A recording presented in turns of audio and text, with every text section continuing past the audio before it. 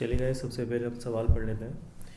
एक 1.5 मीटर लंबे कैंटिलीवर पर स्वतंत्र सिरे से 1.25 मीटर लंबाई तक 20 किलो न्यूटन पर मीटर का संवितरित भार मीन्स यूडियल लगा है। उस पर स्वतंत्र सिरे से 0.25 मीटर की दूरी पर एक 30 किलो न्यूटन का बिंदु भार मीन्स पॉइंट लोड भी लगा है। कैंटिलीवर के लिए कर्तन बल आरेख तथा नमन आघूर्ण आरेख खींचिए। ओके गाइस, चलिए हम फिगर को भी थोड़ा सा मैं ब्रीफ कर देता हूँ। फिगर में एक कैंटिलीवर बीम दर्शाई गई है जिसका सिरा ए को फिक्स एंड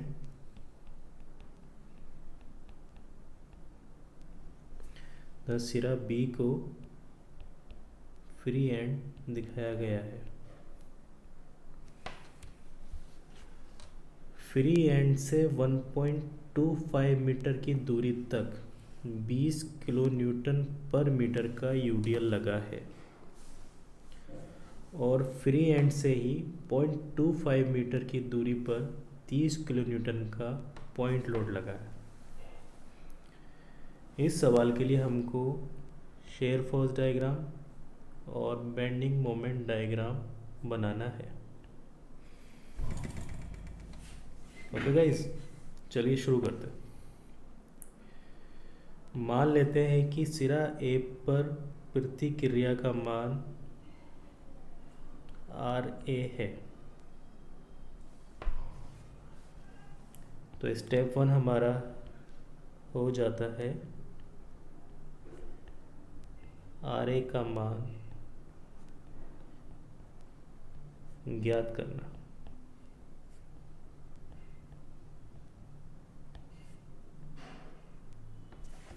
ओके गाइस, चलिए इसका निकालने का मेथड है माना कि ये बीम एक बैलेंस बीम है।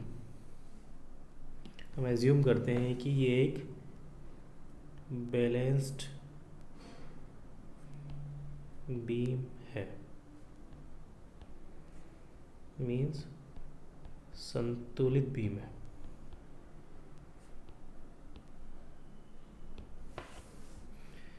तो इसका मतलब ये हुआ कि अगर ये बीम संतुलित है तो नीचे से लगे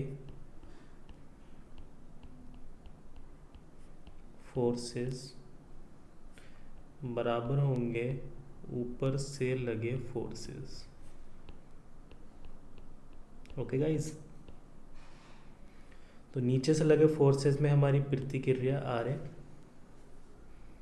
और ऊपर से लगे फोर्सेस में है एक तो 30 किलो न्यूटन का point load plus 20 kilo Newton पर मीटर का यूडीएल जो 1.25 मीटर लेंथ में लगा है। ये मैं आपको अगले स्टेप में बता देता हूँ। तो मैं लिख देता हूँ यूडीएल का वेट। ओके गाइस, 30 का 30 प्लस तो 20 किलो न्यूटन पर मीटर का मतलब हुआ कि 1 मीटर यूडीएल का वेट हुआ 20 किलो न्यूटन। तो ये यूडीएल हमारा 1.25 मीटर लेंथ में लगा है। तो 1.25 मीटर पूरी लेंथ में लगे यूडीएल का वेट कितना होगा? 20 इंटू 1.25।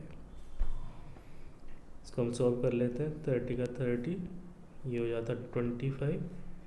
तो हमारा टोटल हो जाता है 55 किलो न्यूटन। तो अतः हमारी प्रतिक्रिया आर ए का मान 55 किलो न्यूटन आता है। इसको हम हाईलाइट कर लेंगे। ओके गाइस, और इसको हम अपने फिगर में भी लिख लेते हैं और हाईलाइट भी कर लेते हैं।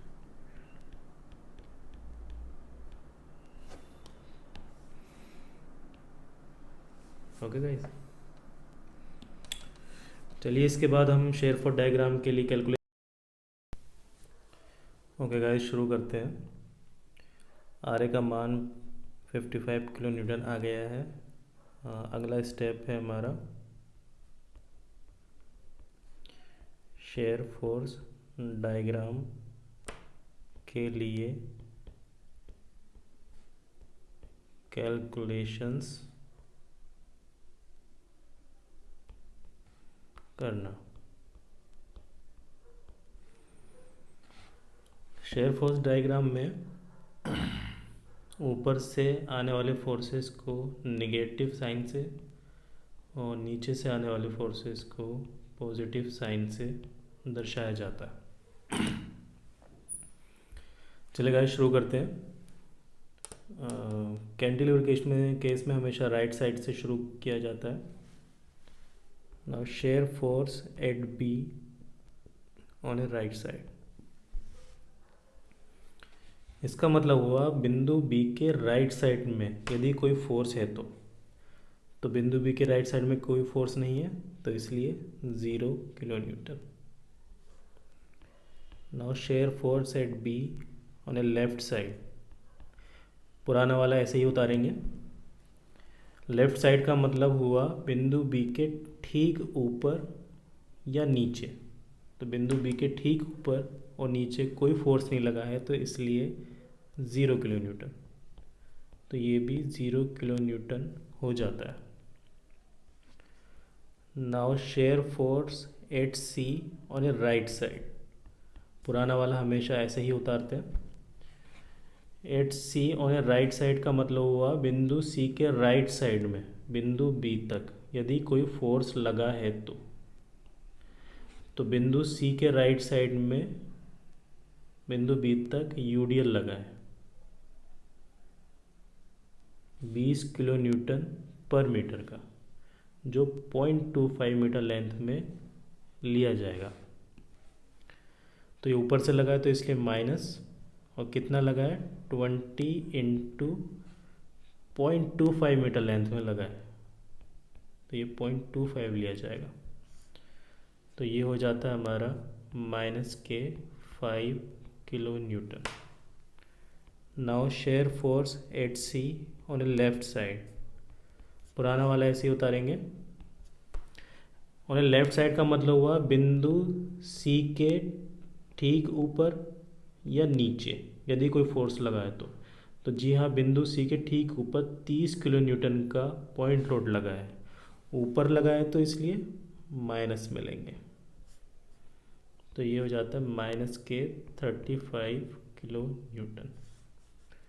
Now shear force eight D on a right side. पुराना वाला ऐसे ही उतारेंगे -35। तो उन्हें राइट साइड का मतलब हुआ बिंदु डी के राइट साइड में बिंदु सी तक। ओके, बिंदु डी के राइट साइड में बिंदु सी तक। तो जी हाँ, बिंदु डी के राइट साइड में यूडीएल लगा है 20 किलो न्यूटन पर मीटर का, लेकिन हम यहाँ पर सिर्फ 1 मीटर के लिए कैलकुलेट करेंगे क्योंकि बिंदु सी तक बिंदु डी से जो लेंथ है वो 1 मीटर है। ओके गाइज, आपको मैं समझता हूँ बहुत अच्छे समझ में आ गया होगा। तो बिंदु डी के राइट साइड में बिंदु सी तक यूडीएल लगा है, ऊपर लगा है तो इसलिए माइनस में कितना लगा है 20 इंटू 1। तो ये समझने का चीज़ है कि 1 हमने क्यों लिया, क्योंकि बिंदु डी से बिंदु सी तक 1 मीटर लेंथ है। इसको हम सॉल्व कर लेंगे तो ये हो जाता है -35 -20, तो ये हो गया -55 kilo newton. Now shear force eight D on a left side. पुराना वाला ऐसे ही उतारेंगे। और लेफ्ट साइड का मतलब हुआ बिंदु डी के ठीक ऊपर या ठीक नीचे यदि कोई फोर्स लगा है तो बिंदु डी के ऊपर और नीचे कोई फोर्स नहीं लगा है, तो इसलिए लिया जाएगा 0। तो ये -55 किलो न्यूटन ही रहेगा। Now shear force eight A on a right side. पुराना वाला ऐसे ही उतारेंगे। और राइट साइड का मतलब हुआ ए और डी के बीच में, ए के राइट साइड में और डी तक कोई फोर्स लगा है, जी नहीं, तो इसलिए 0। तो ये भी -55 किलो न्यूटन हो जाता है। Now shear force eight A on a left side, पुराना वाला हमेशा आप पहले उतार लेते हैं। Share force eight A on a left side का मतलब हुआ बिंदु ए के ठीक ऊपर या ठीक नीचे कोई फोर्स लगा है। तो ऊपर तो कोई नहीं लगा है, लेकिन नीचे RA 55 किलो न्यूटन लगा है। अब ये नीचे लगा है तो इसलिए पॉजिटिव लिया जाएगा। ये गाइस आप बात ध्यान में रखिएगा कि नीचे से लगे फोर्सेस को पॉजिटिव और ऊपर से लगे फोर्सेस को निगेटिव लिया जाता है, जो अभी हमें आगे के सवालों में हम इसी तरीके से करेंगे। तो इन दोनों को सॉल्व कर लेते हैं, तो ये 0 किलो न्यूटन हो जाता है। तो अभी हमने सब बिंदुओं पर शेयर फोर्स डायग्राम के लिए शेयर फोर्सेस के मान निकाल लिए हैं। चलिए अब हम इनको हाईलाइट कर लेते हैं।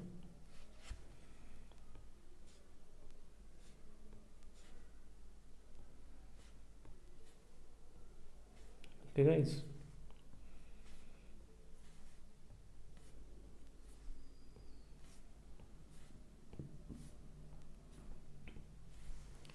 ओके इन वैल्यूज़ के आधार पर आप शेयर फोर्स डायग्राम ड्रॉ करेंगे। चलिए गाइस शुरू करते हैं। अब हमने शेयर फोर्स डायग्राम बनाना है और हमने बिंदु B, C, D और A से प्रोजेक्शन गिरा लिए हैं, और ये बिंदु A, बिंदु B, C और D को भी हमने शो कर दिया है, और हमारी वैल्यूज़ ये आ जाती हैं। चलिए अब हम स्टार्ट करेंगे। Share force eight B is 0 kilo newton. Now shear force B on the left side is also 0, तो ये 0 किलो न्यूटन हो जाता है। Now shear force eight C है हमारा -5 किलो न्यूटन। तो ये बिंदु C है, तो यहाँ से -5 किलो न्यूटन सपोज ये है, तो ये हो जाता है 5 kilo newton. Now shear force eight C on a left side है -35 किलो न्यूटन, तो ये यहाँ पर आ जाता है -35 किलो न्यूटन। माइनस है तो इसलिए नीचे। Now shear force eight D है -55 किलो न्यूटन, तो माइनस में है तो इसके नीचे आएगा, और कितना है 55 किलो न्यूटन। तो guys now shear force eight D again on left side है -55, तो यही रहेगा। Now shear force eight A on right side है -55 किलो न्यूटन, यानी बिंदु A पर -55 किलो न्यूटन है, तो यही रहेगा इसकी सीध में 55 kilo newton. Now shear force eight A on left side है 0 किलो न्यूटन, तो फिर ये 0 हो जाता है।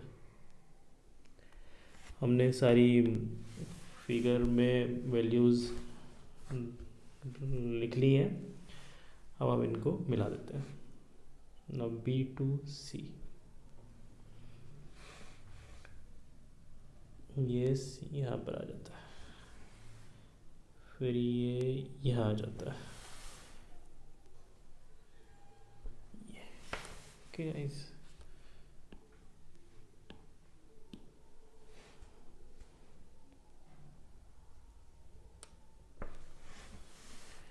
इस तरीके से हमारा शेयर फोर्स डायग्राम ड्रॉ हो जाता है। ओके, इसको हम लिख देते हैं यहाँ पर शेयर फोर्स डायग्राम।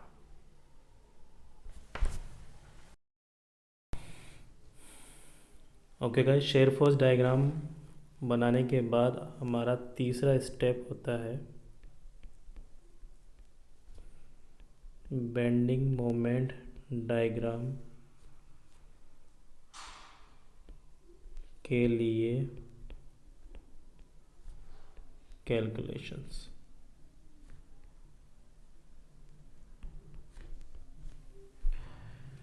गाइस मैं आपको फिर से रिमाइंड कराना चाहता हूँ, किसी भी बिंदु पर बेंडिंग मोमेंट, सपोज बिंदु C है, किसी भी बिंदु पर बेंडिंग मोमेंट उसके दाईं ओर या बाईं ओर लगने वाले फोर्सेस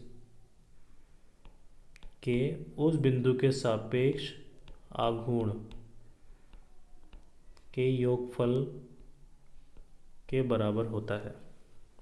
ओके गाइज, मैं फिर से रिपीट करना चाहता हूँ। किसी बिंदु पर बेंडिंग मोमेंट उसके दाईं ओर या बाईं ओर लगने वाले फोर्सेस के आघूर्ण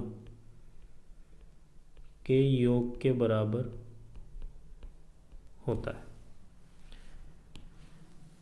यहाँ पर हम किसी बिंदु पर बेंडिंग मोमेंट उसके दाईं ओर लगने वाले फोर्सेस के आघूर्णों के योग के बराबर लेंगे। चलिए शुरू करते हैं। Bending moment 8B। बिंदु बी के दाईं ओर कोई फोर्स नहीं है, तो इसलिए 0 किलो न्यूटन मीटर ये बेंडिंग मोमेंट की यूनिट होती है। Now bending moment 8C। ये हमारा बिंदु C है। इसके दाईं ओर ये 0.25 मीटर लेंथ में 20 किलो न्यूटन पर मीटर का यूडियल लगा है। ओके, तो इसको हम अपनी कैलकुलेशन में लेंगे। ऊपर लगा है तो इसलिए माइनस कितना लगा है 20 इंटू 0.25, ये तो हो गया यूडियल का वेट। और बिंदु सी के सापेक्ष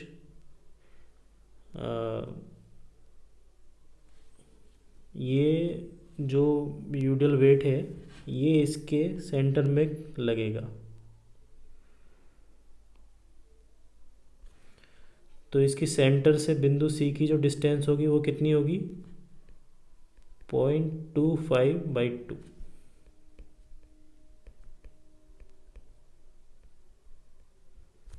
ओके गाइज, तो बिंदु सी के दाईं ओर इतना यूडियल लगा है, कितना लगा है 20 इंटू 0.25, और कहाँ पर लगा इसके सेंटर में। तो इसके सेंटर से बिंदु सी की जो दूरी होगी वो कितनी होगी 0.25/2। ओके गाइज, इसको हम थोड़ा सॉल्व कर लेते हैं। तो इसकी वैल्यू आती है माइनस के 0.625 kilo newton metre. Now bending moment 8D। तो बिंदु डी के राइट साइड में एक तो 30 किलो न्यूटन का पॉइंट लोड लगा है और डी से बी तक यूडियल लगा है। हमेशा याद रखिएगा बेंडिंग मोमेंट में डी के दाईं ओर आखिर तक जो भी लोड लगे होते हैं, फोर्सेस लगे होते हैं, उनको कैलकुलेशन में लिया जाता है। जबकि शेयर फोर्स में उसके जस्ट पहले वाले बिंदु तक उसके बीच में कोई फोर्स लगा होता है तो लिया जाता है। तो बिंदु डी के राइट साइड में क्या क्या लगा है, एक तो पॉइंट लोड लगा है, पहले हम इसको कर लेते हैं। ऊपर लगा है तो इसलिए माइनस में 30 इंटू डिस्टेंस कितना है 1 मीटर, और फिर लगा है ये 20 किलोमीटर पर मीटर का यूडियल 1.25 मीटर लेंथ में। तो इसका वैल्यू कितना हो गया, ऊपर से है तो माइनस में आएगा 20 इंटू 1.25। अब ये पूरा 1.25 में लगा है तो ये इसके सेंटर पे कार्यरत होगा। तो सेंटर से बिंदु डी की दूरी कितनी आएगी 1.25/2। समझ रहे हैं ना? ओके, चलिए, तो दूरी कितनी हो गई 1.25/2। दूरी हम इसलिए लेते हैं क्योंकि आघूर्ण का मान होता है फोर्स इनटू डिस्टेंस, इसलिए दूरी यहाँ पे लेना ज़रूरी है। इसको हम सॉल्व कर लेते हैं। माइनस के 30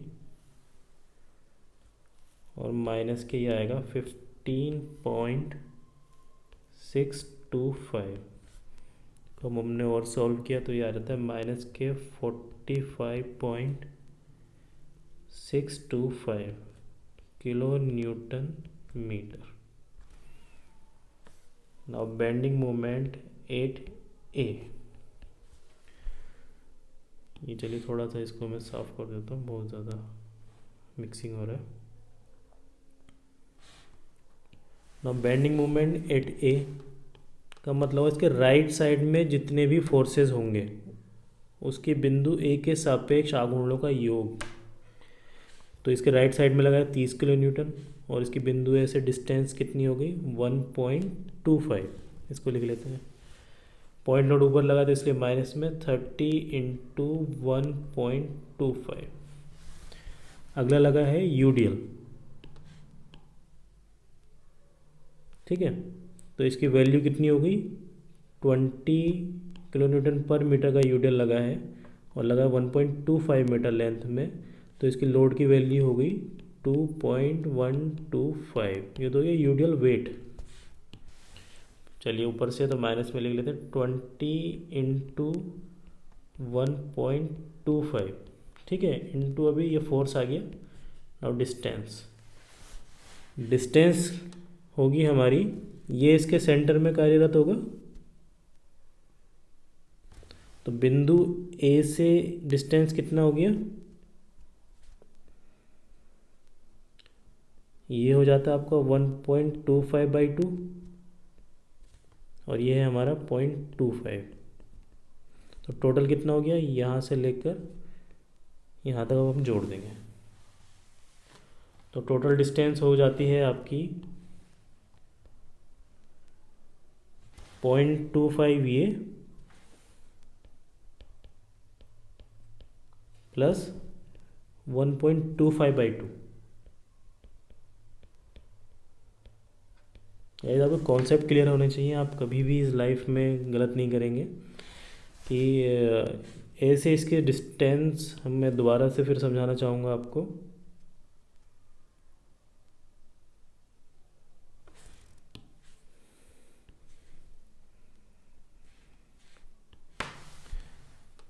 ये जो यूडियल है इसका सेंटर पर कार्यरत होगा। सेंटर से ये जो डिस्टेंस है हो जाती है 1.25/2 बिंदु डी तक। लेकिन हम बिंदु ए के सापेक्ष निकाल लें तो इसमें डिस्टेंस में ये और जुड़ जाएगा। वही हमने किया है 0.25 प्लस 1.25/2। ओके गाइस, चलिए हम इसको सॉल्व कर लेते हैं। तो ये हो जाता है माइनस के 37.5। इसको आप सॉल्व करेंगे तो ये आएगा माइनस के 21.875। तो इसकी वैल्यू हो जाती है माइनस के 59.375 किलो न्यूटन मीटर। अब हमने हर बिंदु पर बेंडिंग मोमेंट की वैल्यू निकाल ली। अब हम इसको हाईलाइट कर देंगे। Bending moment at B 0 kilo newton metre, bending moment at C minus के 0.625 kilo newton metre, bending moment at D minus के 45.625 kilo newton metre, bending moment at A minus के 59.375 किलो न्यूटन मीटर। अब इन values के आधार पर हम bending moment diagram को draw करेंगे। चलिए गाइस, बेंडिंग मोमेंट की वैल्यूज़ के आधार पर हम बेंडिंग मोमेंट डायग्राम को ड्रॉ करेंगे। ओके गाइस, हमने यहाँ पे प्रोजेक्शन गिरा लिए हैं और ये हमारा बिंदु ए डी सी व बी को हमने यहाँ पर लिख लिया। अब हम बेंडिंग मोमेंट की वैल्यूज़ के आधार पर बेंडिंग मोमेंट डायग्राम को ड्रॉ करेंगे। चलिए, बेंडिंग मोमेंट एट बी है 0 किलो न्यूटन। तो ये आ जाता है हमारा 0 kilo newton metre. Bending moment at C है हमारा 0.625 किलो न्यूटन मीटर। तो ये यहाँ पर आ जाता है, सपोज इसको हम लिख भी देते हैं 0.625 किलो न्यूटन मीटर। ना बेंडिंग मोमेंट एट डी है हमारा 45.625 माइनस में है तो नीचे आएगा।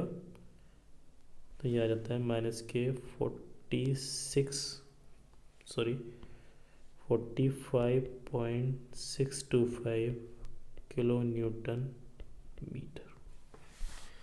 नेक्स्ट है बेंडिंग मोमेंट एट ए है माइनस के 59.375, माइनस में तो नीचे ही आएगा, 59.375 है तो यहाँ पर आएगा, तो ये आ जाता है 59.375 किलो न्यूटन मीटर। हमने सारी वैल्यूज़ लिख ली हैं, अब हम इसको ड्रॉ करेंगे। गाइस हमेशा एक बात याद रखिएगा कि जहाँ पर यूडियल होता है वहाँ पर बेंडिंग मोमेंट हमेशा कर्व में आता है। अब बी टू सी के बीच में यूडियल है तो इसलिए ये कर्व में आएगा।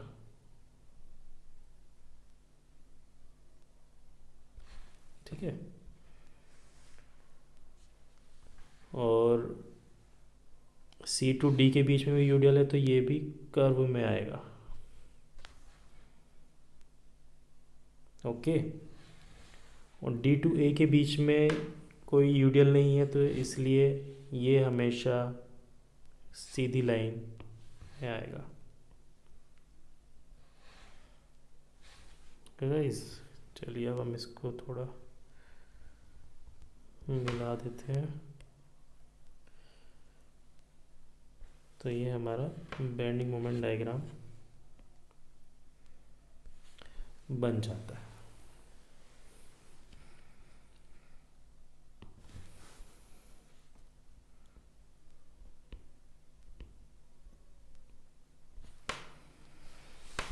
आई होप कि गाइज आपको ये मेरी वीडियो काफ़ी पसंद आई होगी, तो प्लीज़ लाइक कमेंट और सब्सक्राइब करना नहीं भूलें।